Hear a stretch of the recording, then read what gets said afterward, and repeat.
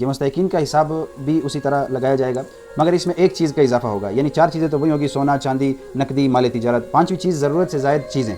ज़रूरत से ज़ायद वो चीज़ जो साल भर गुजरने के बाद भी इस्तेमाल में न आई, उसकी ज़रूरत उसको नहीं पड़ी पूरे साल में, तो इसको ज़रूरत से ज़ायद चीज़ कहा जाएगा। इसमें वो प्लाट भी हो सकता है कि जो बेचने की नीयत से नहीं ख़रीदा, मगर सिर्फ यानी कि मकान बनाने के इरादे से ख़रीदा था, मगर मकान अभी तक नहीं बनाया और उसमें शिफ्टिंग नहीं हुई, उसमें वो अभी रहते नहीं हैं, तो वो प्लाट वैसे ही पड़ा हुआ है, उस पर साल गुजर गया, तो अब ये भी ज़रूरत से ज़ायद चीज़ हो गई। लेकिन अगर बेचने की नीयत से ख़रीदा था या बाद में बेचने की नीयत बनी, तो फिर वो माल तिजारत में काउंट होगा, फिर उस पर ज़कात वाजिब होगी, यानी वो ज़कात के हिसाब में शुमार होगा। और अगर उसको नीयत उसको बेचने की नहीं है, पहले नीयत थी बाद में ख़त्म हो गई, फिर भी ये साहिब यानी कि निसाब में शुमार नहीं होगा, बल्कि ये ज़रूरत से ज़ायद चीज़ को इसमें शुमार हो जाएगा। तो अगर ऐसी चीज़ें हैं, टीवी हो गया, इसी तरह कोई और चीज़ घर में ऐसी पड़ी हुई है कि जो ज़रूरत नहीं है, यानी ज़रूरियात ज़िंदगी से बाहर है, तो वो चीज़ ज़रूरत से ज़ायद है, और या ज़रूरत की चीज़ है मगर उस पर साल गुजर गया और उसकी नौबत नहीं इस्तेमाल करने की, तो फिर वो भी ज़रूरत से ज़ायद चीज़ शुमार होगी। तो इस तरह 5 चीज़ें इस इस्तेहकाक में, यानी ज़कात के इस्तेहकाक में 5 चीज़ें देखी जाएंगी, सोना, चांदी, नकदी, माल तिजारत और ज़रूरत से ज़ायद चीज़ें।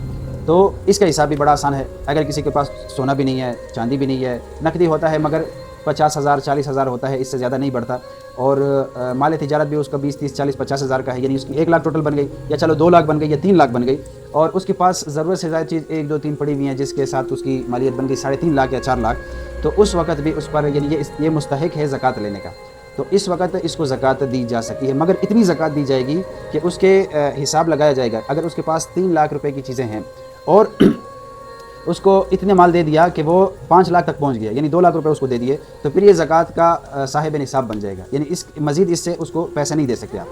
तो ये 2 लाख आप दे सकते हैं या 2 लाख से थोड़ा कम, तो पूरा अगर आप उसको वो साहिब निसाब बन गया तो फिर आप उसको ज़कात नहीं दे सकते। तो इसमें यह ख्याल करना पड़ेगा कि एक बंदे के पास अगर 1 लाख रुपए है और 4 लाख का गैप है उसके साहिब निसाब बनने में, तो उसको इतने पैसे दें कि वो साहिब निसाब से कम रहे। अगर साहिब निसाब बन गया तो उसके बाद उसको 1 रुपया भी आप ऊपर नहीं दे सकते। तो ये ज़कात के मुस्तहिकीन का हो गया और साहिब निसाब का भी हो गया। तो इंशाल्लाह इसी तरह आप अपना एक जुमात बनाएं, एक ट्रस्ट बनाएं, वहाँ के मुअज़्ज़िज़ीन, उलमा इकराम और मुख़य्यर हज़रात और साहिब निसाब हज़रात के साथ मिलें, उनसे मशावरत करें और गरीबों को ढूंढें, उनको ये पैसा दें, क्योंकि ये उनका हक़ है।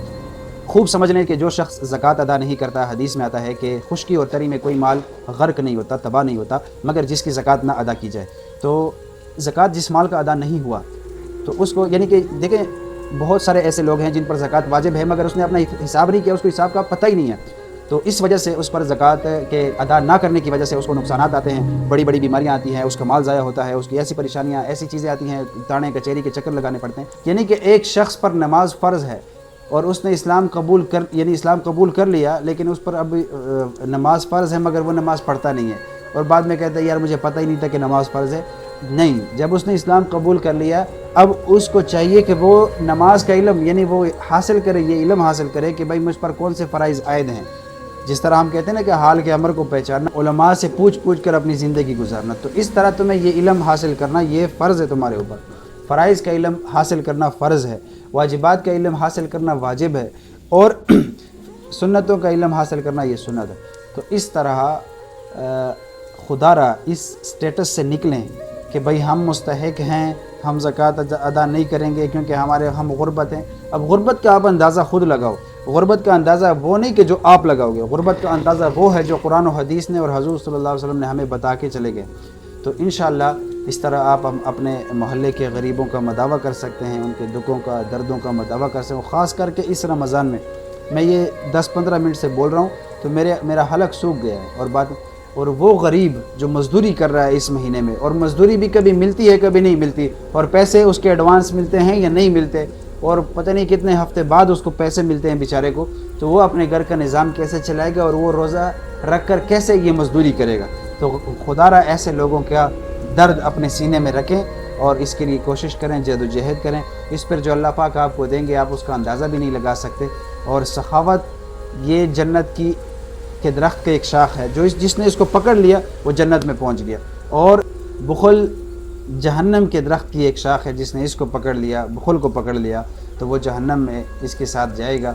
और शैतान सखी गुनाहगार से डरता है मगर बखील नेकोकार से नहीं डरता। एक शख्स नेक काम करता है मगर बखील है, शैतान उससे नहीं डरता। کہتا ہے کہ اس کا بخل اس کو جہنم میں لے جائے گا. اور سخی گناہگار بھی ہو مگر جو سخاوت کرتا ہے, صدقہ خیرات کرتا ہے, زکوٰۃ ادا کرتا ہے. زکوٰۃ والا سخی نہیں ہوتا, مگر زکوٰۃ کے علاوہ جو صدقات کرتا ہے, زکوٰۃ بھی ادا کرتا ہے, صدقے بھی دیتا ہے, تو وہ سخیوں میں شمار ہوگا. اور وہ شخص, اس کے گناہ ہلکے پڑ جائیں گے اس کی سخاوت کے آگے, سخاوت اس پر باری ہو جائے گی. تو لہٰذا خود اپنا بھی احتساب کریں, اپنے دوستوں کا بھی احتساب کریں, بھائیوں کا بھی. ہمارے تبلیغ والے جسے ہم اپنا یار دوست مانتے ہیں, پیٹی بھائی مانتے ہیں, تو اس کا بھی حساب لگا کر اس کو اس کی ترغیب دیں, اس کے ساتھ بیٹھ کے اس مسائل پہ شیئر کریں, علماء کے ساتھ بیٹھ کے ان مسائل کو شیئر کر کے اپنا حساب لگائیں اور پھر اس پر عمل درآمد کریں انشاءاللہ. تو اس طرح ہمارے معاشرے کی اصلاح ہوگی. جب ہمارے محلے سے غربت ختم ہوگی انشاءاللہ ہمیں اللہ پاک وہ طاقت دیں گے کہ ہم پڑوس کے سارے محلوں کو کے محلے سے غربت کو ختم کر دیں گے. تو انشاءاللہ میں نے یہ مشن لیا ہوا ہے, اور کیونکہ میں نے تبلیغ بھی کرنی ہے, میں نے جہاد بھی کرنی ہے, میں نے علم کی پرچار بھی کرنی ہے, درس و تدریس کی پرچار بھی کرنی, میں نے تصوف میں بھی الحمدللہ میں تصوف میں بھی ہوں اور اس کی اشاعت بھی ہم نے کرنی ہے. اور ساتھ ساتھ ہم نے جو ہے نا معاشرے کی باقی چیزوں کی بھی اصلاح کرنی ہے. سارا دین, ہماری دعوت صرف جزوی دین کی نہیں ہے, صرف تبلیغ کی طرف ہم نہیں بلاتے, صرف نماز کی طرف نہیں بلاتے, بلکہ ہم پورے دین کی طرف لوگوں کو بلاتے ہیں کہ بھائی 100% مسلمان کے ساتھ اللہ تعالیٰ کی 100% مدد ہے, اور 100% اللہ کی مدد اس پر آئے گی.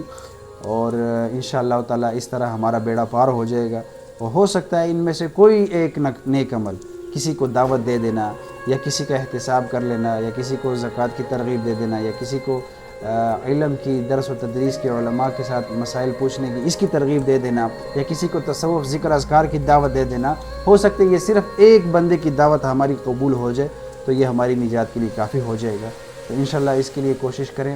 اگر آپ کوئی ٹرسٹ نہیں بنا سکتے, کوئی جماعت نہیں بنا سکتے, ہمارے ساتھ جڑ جائیں, ہمارے ساتھ کام کریں. ہمارے لیے لوگوں کا احتساب, یعنی ان لوگوں کی شناخت کریں کہ جو صاحب نصاب ہیں, اور ان کی بھی شناخت کریں جو مستحقین ہیں. ہمارے پاس لے کے ہم ان کا فارم بنائیں گے, ہم اس کا احتساب کریں گے.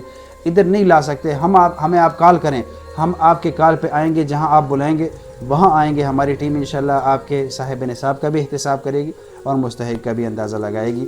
تو انشاءاللہ اس طرح معاشرے کی اصلاح میں آپ اور ہم ایک کردار ادا کر سکتے ہیں.